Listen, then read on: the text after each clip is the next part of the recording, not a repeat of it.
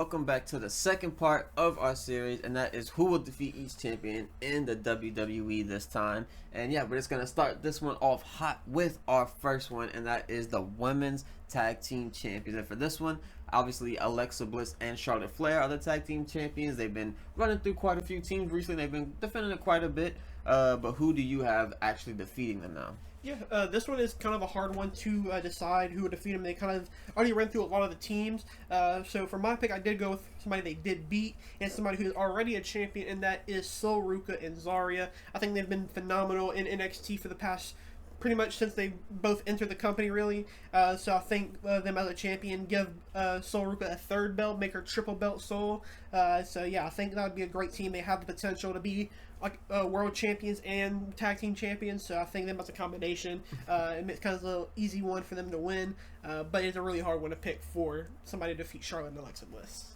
Yes, Sol Ruca on her Mercedes Monet arc here. But for me, I do have Fatal Influence. I think JC Jane will be losing her world title at some point in the near future. And Fallon Henley is someone who I really enjoy. I think she's someone who's really good, and she's already won gold in the past with the North American title. So I feel like she's someone who can keep up and kind of do that tag team title run with JC Jane and be a very good tag team in that division.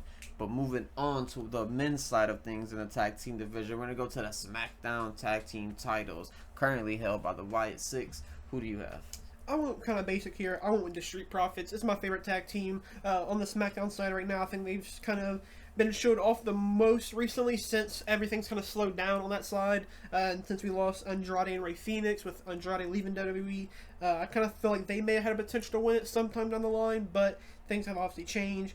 So yeah, I'm going to go with the Street Profits. I think they're still one of, if not the best tag team, not only in WWE or on SmackDown, but in WWE. So yeah, I think there is still potential for them to win it, but I could also see the split between those two happening kind of any minute now as well. Yeah, for sure. That's a very brave pick because I think they're going to be splitting up this Friday on SmackDown. But for my pick, I just went with a somewhat easy one, and that is Fraxium. They're just someone who's just that good in ring, and their presentation is always really good. They kind of messed it up a little bit with the new entrance so that they kind of doing with them, but I still like it. It's a little bit of a downgrade, but it's still positive overall. But yeah, Fraxium is just that good. They're known for being tag team champions in NXT and one of the best tag team champions in NXT history, damn near. So yeah, I would like to see them on a main roster run as well. But our last tag team champions that we're going to go through on the WWE side of things is the Judgment Day's Raw tag team titles, the World Tag Team Champions. But who do you have for this one? Again, I kind of went with a boring one and kind of an easy one. I did go with Bronson Reed and Braun Breaker. They feel like they should have some type of goal, and it doesn't feel like they're going to win the World Champion or the Intercontinental Champion, because obviously Seth holds one of those, and I don't think they're going to have one of them with a belt and one without the belt. So I'm going to give them the tag team belts. I think there would be some good tag team champions. They've had some pretty good matches as a tag team so far. They've been main eventing Raws, and so I think they have the potential to be a good tag team. And it gives them a good spotlight for the tag team champions. They've been in a really bad spot probably for the past year, so putting some big names with the tag team belts wouldn't be so bad. Yeah, I have the same pick, so I'm not going to add too much, but yeah, obviously putting gold on Bronson Reed would be very good for him, and then Braun Breaker, it's always nice to see him hold gold because he always just looks nice with gold around his waist, similar to a Gunther. But moving on to the women's side of things, once again, we have the Women's United States Championship currently held by Julia. Yeah, this one is kind of a hard one as well because there isn't too many options, it feels like, on that SmackDown side. And I didn't go with a SmackDown person either. I went with somebody from NXT, and that is Jordynne Grace. I think eventually when she is called up, they're going to want to run that match back again. That was a phenomenal match between those two. I seen Jordynne Grace talk about it today, how much of a hard-hitting match that was, and how I think they even surprised like the writers and the producers of the match as well. So yeah, I'm going to go with Jordynne.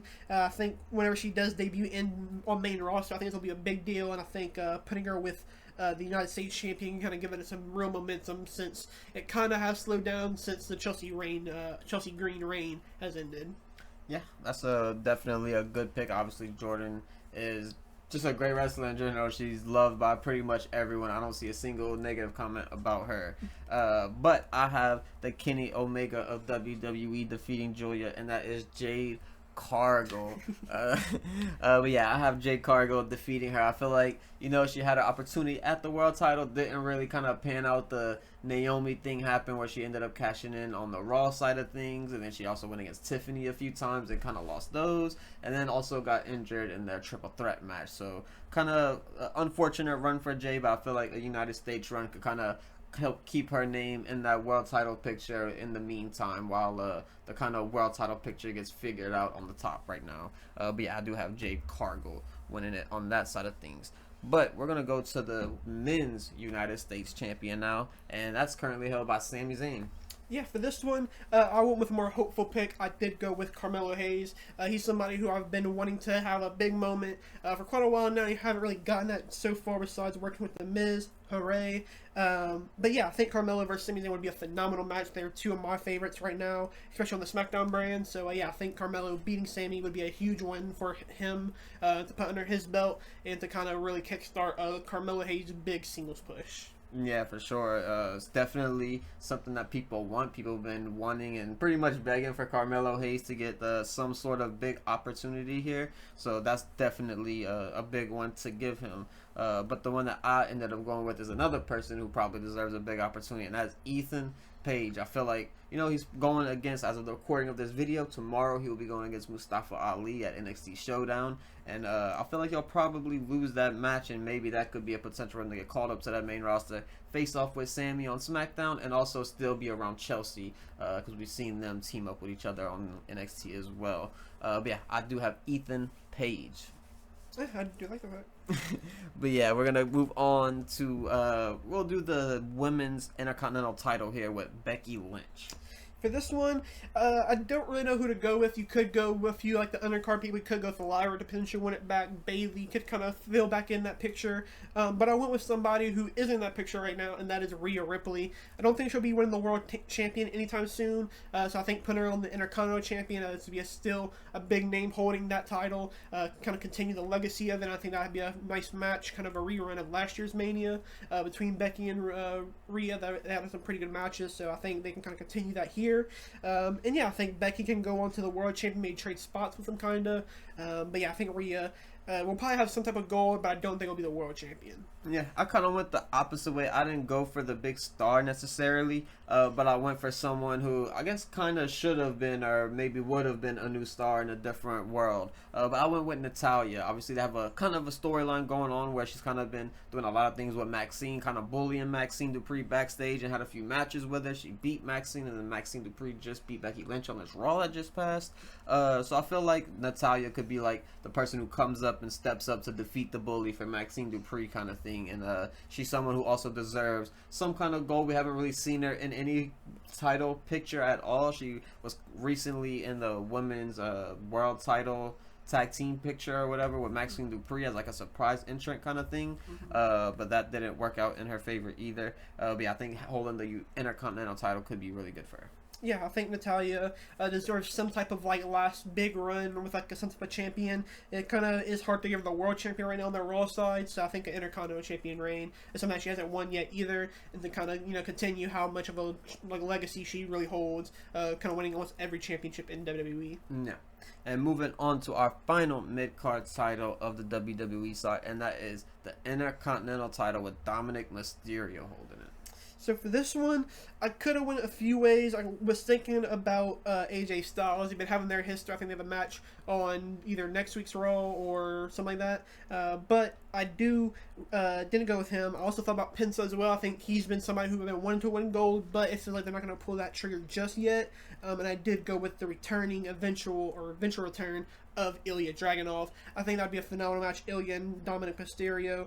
And yeah, I hope Ilya, when he comes back, it's a big deal, and they have some big plans for him. And I think Intercontinental Championship is a great way to kind of set that up for him. Yeah, I have the same pick as well. I have Ilya Dragunov. I pretty much, everything that you said, I pretty much say that as well. I think Rusev is kind of having a little run with them. Penta is also having a little run with them, as well as AJ Styles kind of finished it up, but he's kind of still in the same picture with him. We're seeing him backstage with him, having a little segment still, so we don't really know what's going on with that. Maybe some sort of multi-man match here. But yeah, I think this could be great. There's a lot of cool things you can do with Dom. I could even see John Cena defeating him as maybe one of his last opponents, if not the last opponent. I think that'd be pretty cool. But yeah, there's a lot of cool things, but I ended up just going with Ilya Dragunov like you did. He's just someone who everyone's excited for. He's someone who's obviously really good and is deserving of that. And you can always rerun him and Gunther, and that'll be a big match that you can set up at a WrestleMania or one of the big 4 events that WWE does. Yeah.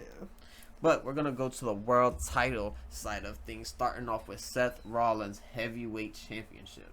Yeah, I'm going to go with the guy he beat for the champion, that is CM Punk. I feel like the way to end this is by finally switching the belts back over to CM Punk. However, I don't think it'll be anytime soon. I feel like we'll probably in for a few more months of this Seth Rollins reign. But I think when the time is right, it will be CM Punk to reclaim his Best in the World Championship. Yeah, I have the exact same thing as well. I think sometime, probably after Survivor Series, we'll start seeing who that'll lead up to and who will defeat him, and I do think that will be CM Punk as well. The story's already told. We got that moment of him holding the gold, but it lasted such a short amount of time before it was obviously cashed in on by Seth Rollins. But yeah, that's obviously a fun pick that everyone would obviously love. And now, the SmackDown Women's World Champion, Tiffany Stratton. For this one, I went with somebody she did already beat, and that is Jade Cargill. I don't really think they'll put the United States champion on Jade just yet. I feel like for some reason they're going to put the world champion on first, kind of throwing him in the deep end with this big champion. But yeah, I don't really have too many really other options on the SmackDown side. I could see Nia kind of winning it back, or if it's not Jade, I could see maybe a returning Bianca Belair going after it, and she being the one to defeat Tiffany.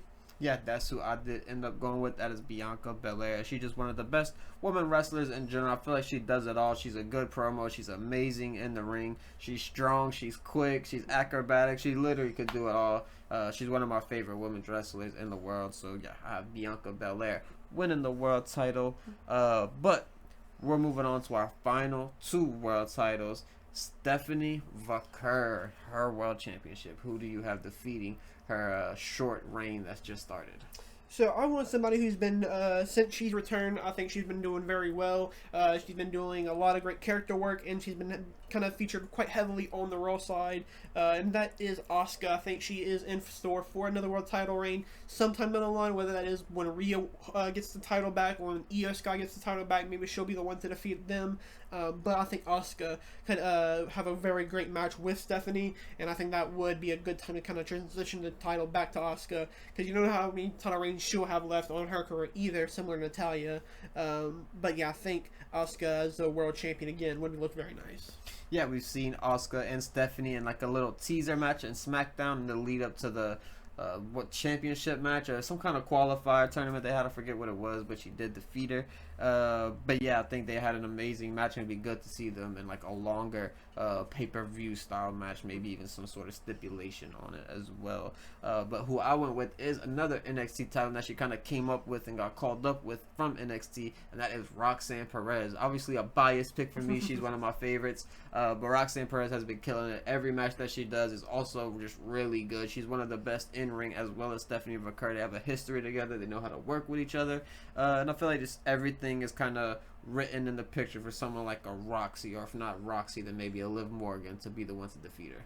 Yeah, I think Roxy's definitely, again, somebody who can kind of win that world champion with any time now, or she can kind of go for that Intercontinental Championship as well. So, yeah, I definitely do like Roxy as getting some type of gold here. Yep, and then the final one of the video, that is Cody Rhodes' Undisputed Championship. So this one, again, it's kind of hard. That SmackDown side of things is kind of rough. You had Drew McIntyre, but he did just get the win over him, so I feel like that might not happen. But the person I did go with is somebody who I think has kind of slowed down, but I think could also get reignited almost immediately, and that is Jacob Fatu. I think he is a perfect world champion. He has the look, he has the moveset.